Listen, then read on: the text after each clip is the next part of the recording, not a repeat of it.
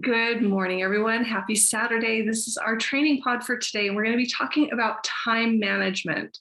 So it's something we all come into a little bit of a resistance with when we come into something new. When you join into something like this, or start a business or start a new project, you have to clear space for it because we all are creatures of habit. And we all live in kind of a vacuum society where we fill in every minute that becomes available to us on the most part. We're already running a busy schedule when we start a business. And so if you don't clear space for it, your business is never going to open. That would be like putting the time and effort into building a brick and mortar and never turning on the on sign. So make sure when you're starting your business or when you're restarting your business that you are carving out specific time to build your business. Now, it's going to fluctuate just a little bit because some of the partners that you want to talk to will be on different time schedules than you are. So hopefully you can have a little bit of flex time in there, but it's still really wise to have a chunk of time where you know that you can be consistent day after day after day, because that's where the magic starts to happen, is in doing the right behaviors consistently on a very consistent and frequent basis. So if you are really, really busy, you're working a full-time job, you have a family and children, you still have home responsibilities, I get it. I get it. We've built during all sorts of craziness, and so I get it. Sometimes you can only carve out an hour, but I know you can carve out an hour. It might mean the hour that you sit and look through social media normally. It might mean a Netflix hour or a favorite show that comes on a specific time of day. When we were starting into this industry 30 years ago, I was so excited to finally get a VCR, dating myself, that I could record to. And I would record if there was something really major that I didn't want to miss, a movie or something that only came on once every 10 years, and I would record it and then I would watch it later. Then I was so excited when DVR came out and we could record anything. And so it really took that away. Today, we don't even think about those things, and yet we still get caught binging on Netflix and watching a whole series of something. I know, I'm guilty of it too. We all have those little guilty pleasures. Maybe it's not Netflix. Maybe it's, Reddit. Maybe it's Twitter. Maybe it's, Facebook. I don't know what your guilty pleasure is. But if it's eating up your time, that's time you can carve out, because literally Netflix is going to be there next week. It's going to be there at 1 a.m. It's going to be there at 9 a.m. when maybe you can't get a hold of anybody and you can watch it while you're doing dishes or something. So put it to the side, or put it to the side all the way. When we really got serious about this industry, I remember coming home one day and Eric was, I thought, cleaning the garage. And really what he was doing was putting his hobbies out of sight. He wanted to put his fishing poles out of sight so they didn't tug on him when spring came. He wanted to put his things that were synonymous with him going out and playing and having a good time out in nature. He wanted to put them out of sight, out of mind, so that he could be focused on our goal. I really had to put aside doing a lot of things that I used to do with girlfriends and things that weren't building my business. And instead, I started doing things with my business partners that were building my business. And if I went to lunch, it was usually over a meeting, and I was with one of my distributors. So figure out where you can carve out time. That's the first thing. The next thing is, how many hours a day are you going to devote? And this is something that's specific to you. This is your future. What we're doing is teaching you to condense 40 or 50 or 60 years of work down into 18 months, 2 years, 5 years, 10 years. You can make it as long as you want. It's your choice. It's your business. You can work it as long as you want. But why? Why not take the fast track? If you're going to build it anyway, why not just put things aside for a temporary time, have temporary imbalance, so that you can have that long-term balance, that long-term control of how you want to spend your time and where you want to spend your time. So figure out how many hours a day you can really devote to it. And if it's 1 hour, be consistent as the day is long. If it's 2 hours or 3 hours, great. Make sure that you're using that time, especially if you only have a little window of time. Make sure you're using it to the best effectiveness in your business. I love that we can get together on Zooms and that we can have that together time. But unless you have a guest with you or you are taking notes, it is not productive time for you. So if you're just watching by yourself, be taking notes, figure out what the presenter says that you like and that you would like to use in your presentations, and be learning. Be consistent with it, but make sure that some of your time every single day is spent doing the things that absolutely are the most important in our business. Reaching out to new people, showing them the information or pointing them in the direction of the information, inviting them to a Zoom, following up, sending them a recording, answering their questions, or getting them on a three-way call with someone who can. Those are productive behaviors. They move the needle on your business. Don't get too much into managerial mode. Yes, if you've got a group, you need to spend some time each day reaching out to your people, helping them goal set, helping them make a game plan, helping them move towards their future. But make sure you're balancing it and never getting out of the building mode yourself. You need to be spending some time every day continuing to share your business and continuing to bring on new business partners and share with them. Consistency is our third one. Consistency is so key. You need to be consistent, or it would be like playing with your on-off sign at your store. Sometimes it's on and sometimes it's off, and nobody knows whether you're going to be open or closed. And people would very soon start going down the street to someone else because you are not consistent. If you are building your business between 6 and 8 every night, make sure your team knows that you're available during 6 and 8.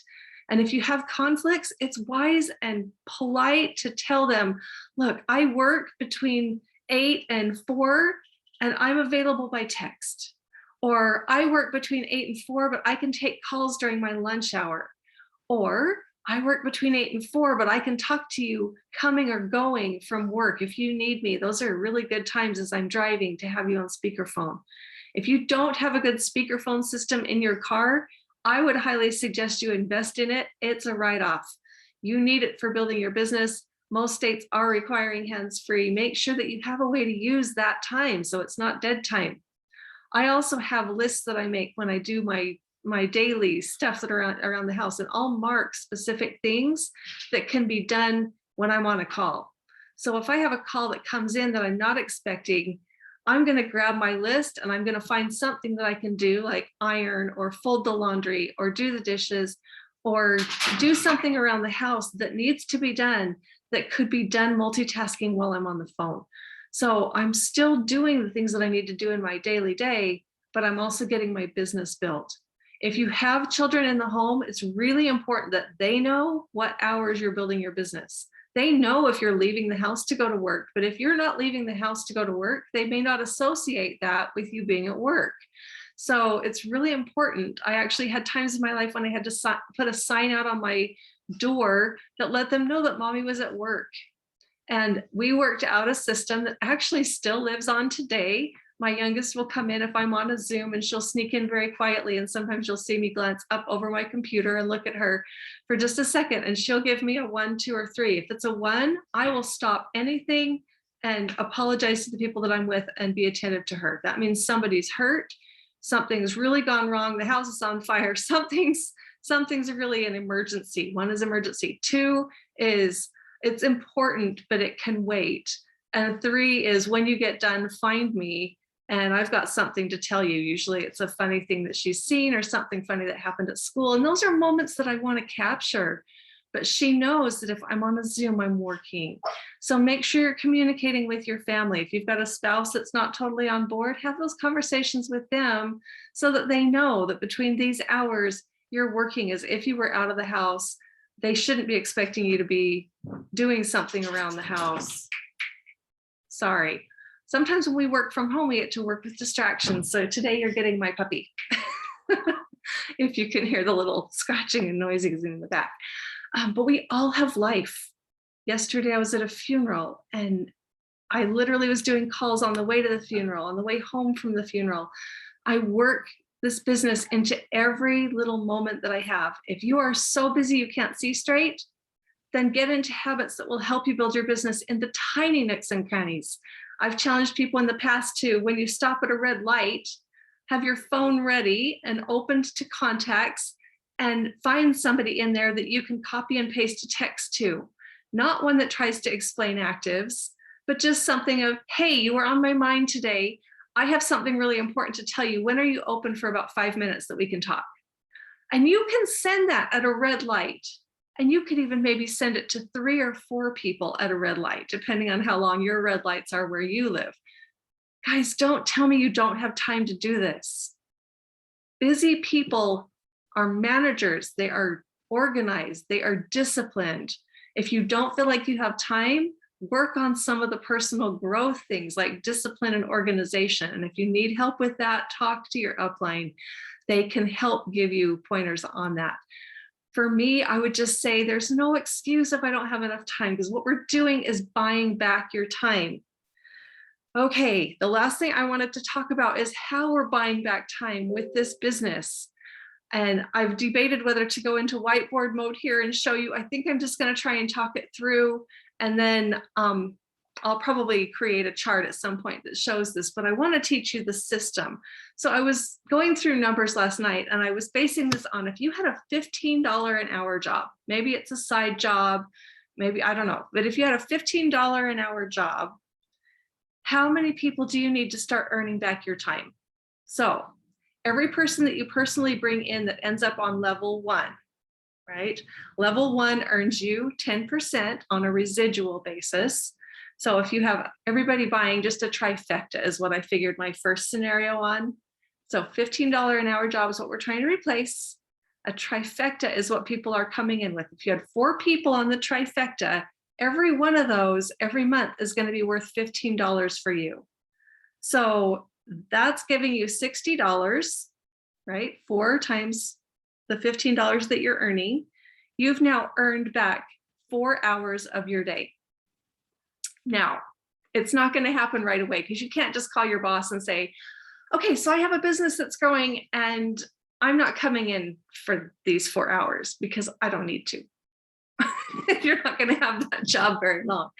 But it can be a really good mind exercise. I've seen people use poster boards. I've seen people use whiteboards and just put it up in their office and cross off as they earn back a day of their time.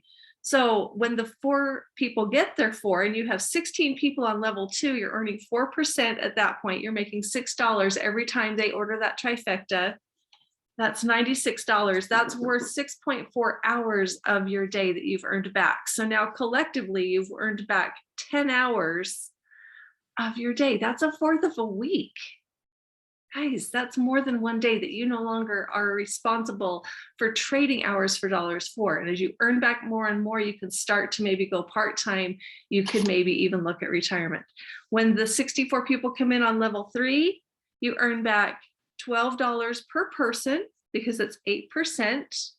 So you can literally do the math on this. If you want to do it on a $200 pack or a $240 pack, you can do the math on this. That earns you back 51 hours. That's a whole week that you can literally cross off, that if you never wanted to work that week again, you don't have to once you've earned back enough that you can give report, right? You can't just tell your boss, now I'm only working 3 weeks, but it gives you those incremental steps to keep going, to keep building. I did the same scenario with the trifecta ordered for husband and wife. So that new 250 pack gets you 240 in volume. Level 1, you're earning $24 per person versus 15.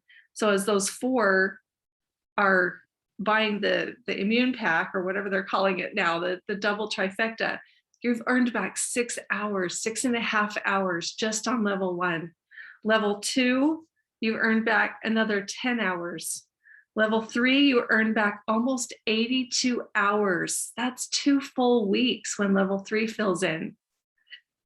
Level 4, you've earned back 245 hours. So you add that to the others, it's, let's see, 250, 330, 340, 340 hours. Guys, you can quit your job. You can quit your job before you get to that point if you're making $15 an hour. Now, you know what you are making, so figure out what your daily trading hours for dollars looks like. and do your own math. And then figure out, what are the average people in my team doing? Are they doing a $200 auto ship? Are they doing a $240 auto ship? And you can start to do some math. Or you can actually look at it. I was running it from a customer base too. If you're just determined to free up time to then go build a business properly, because a proper business, in my opinion, is not based just on customers, that becomes a JOB. And the whole point is to get you out of a JOB. So customers are a means to an end though. So if you have a side hustle, you have a second job, you have something that you're trying to get just out of the way, and we need to earn you out of that quickly, customers might be the quickest way to do it. Because if the customers are on the trifecta at 150, every time you bring in a customer, they're worth $30 to you, just that one person. Let's go back to our other scenarios. The immune pack was worth 24, and the trifecta with a distributor was worth 15. So customers are double that because you're getting the 20% month after month after month. So $30 per customer, you can do easy math on that. Now, if your customers have a spouse and they're both on product, I didn't do the math on that.